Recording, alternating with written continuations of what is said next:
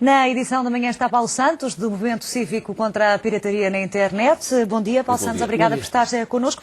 O que é que pretendem, de facto, com esta concentração agendada para amanhã e quais são as dificuldades de que falam? Bom, esta concentração, em primeiro lugar, pretende alertar a sociedade em geral para os problemas da internet, para os problemas da pirataria na internet. As indústrias culturais, neste momento, debatem-se com problemas gravíssimos, que são problemas de subsistência. Qualquer dos mercados, seja ele o mercado da música, o mercado do cinema e do vídeo, inclusive o cinema também é fortemente penalizado pela pirataria na internet, pelas descargas ilegais, a indústria literária, todas estas indústrias culturais estão a viver tempos extremamente difíceis. Algumas delas mesmo, se não se fizer nada rapidamente, tendem a fechar. E estamos a falar de milhares de postos de trabalho. É por isso que este movimento surgiu. Portanto, uma série de pessoas ligadas a estas áreas, a estas indústrias, decidiram que era a altura de fazer mais, ou de fazer algo mais que aquilo que tem sido feito até agora, tem sido muito pouco. Mas há estimativa do número de crimes praticados em Portugal? Eu devo dizer que até ao final do segundo semestre, do segundo trimestre, em Portugal eram disponibilizados cerca de 20 mil ficheiros ilegais. Quer isto dizer que eram disponibilizados 20 mil, ou à volta de, portanto, ficheiros ilegais podem ser músicas, podem ser filmes, podem ser videojogos. Isso não é controlado? Bom, temos duas situações. Se são identificados porque há um número, é porque eles estão identificados. Porquê é que não se controla?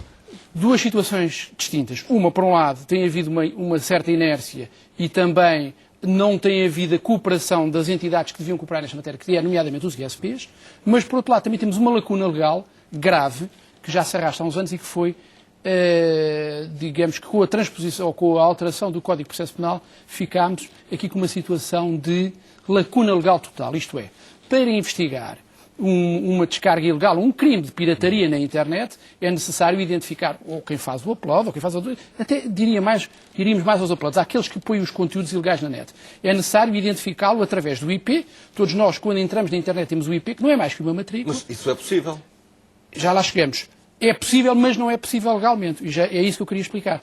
Portanto, era através desse IP e dos dados de tráfego para fazer a prova contra determinado pirata, só que estes dados de tráfego, ou os dados de base, também vulgarmente conhecidos por dados de base, foram considerados dados pessoais. E ao considerarem-nos dados pessoais, foi entendido pelo legislador que só podem ser fornecidos com a autorização de um juiz, mas, mais grave ainda, ou menos grave, a autorização do juiz não me choca, o que é grave é que foram equiparados às escutas telefónicas. E para serem equiparados às escutas telefónicas, para serem obtidos, é preciso um crime cuja pena, em abstrato, seja no mínimo igual ou superior a 5 anos. A pirataria é até 3 anos.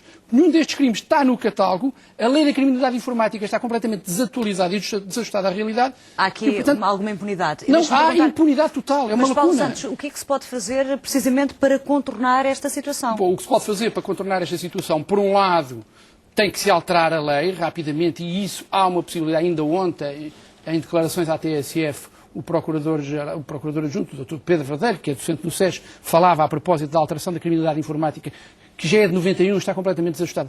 Pode vir a ser uma solução para este problema, mas também queremos uma solução que não passe só pela via criminal, uma solução idêntica àquela que foi proposta em França e que está já em fase de processo adiantado, que é tipo o Acordo de Oliveiras, e que se pode resolver o problema da internet, até também por aviso, de uma forma didática numa primeira fase e depois numa segunda fase, obviamente, de uma forma mais musculada. Portanto, é esta a única solução. E há vontade de quem de direito em Portugal para isso?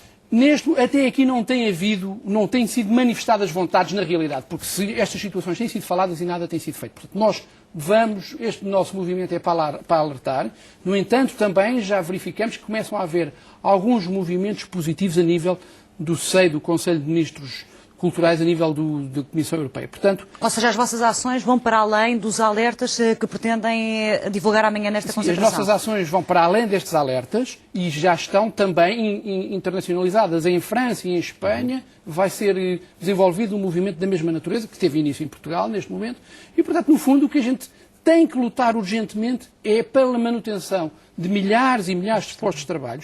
E mais, se a pirataria ganhar, se continuarmos toda a gente a não pagar a propriedade de outros, que é o direito de autor, que é a propriedade de alguém, voltamos à idade das trevas. Ninguém vai produzir conteúdos culturais. Porque porque não pode viver deles. Portanto, é este alerta, são milhares de postos de trabalho, são milhares e milhares de euros em impostos que nós também tentamos, no fundo, com este movimento cívico e de cidadania, porque quando falamos em combater a pirataria, falamos em cidadania e ética, que é algo que está demasiado esquecido da sociedade portuguesa. Paulo Santos, muito bom dia, Bom muito dia. obrigado pela presença Obrigada. nesta Bom dia. edição da manhã. Edição da manhã.